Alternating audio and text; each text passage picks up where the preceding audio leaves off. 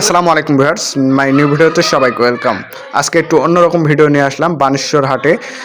হয়তোবা অনেকে চিনেন না, রাজশাহী জেলার পুঠিয়া থানার একটি বিখ্যাত হাট বলা যায় শনিবার আজকে। তো এটা হচ্ছে আমাদের হাটবার আর কি বলা যায়। তো এখানে একটি বিশাল হাট বসে প্রতি শনিবার এবং মঙ্গলবার। প্রথমে মশলার দোকানে আসলাম, এই চাচার থেকে আমি মশলাপাতি কিনে থাকি, অনেক ভালো একটি লোক। তারপরে সবজি হাটটা ঢুকলাম সবজি কেনার জন্য আর কি।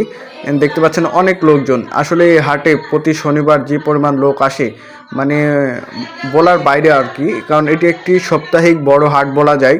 পুঠিয়া থানা এবং অনেকগুলো থানা মিলেই মনে হয় যে এই হাটটা বসে আর কি প্রতি শনিবার এবং মঙ্গলবার। তবে শনিবারে ভিড়টা এখন বেশি হয় এবং সাপ্তাহিক প্রতিদিনই সবজি এখন পাওয়া যায়, সচরাচর প্রতিদিনই হাট প্রায়।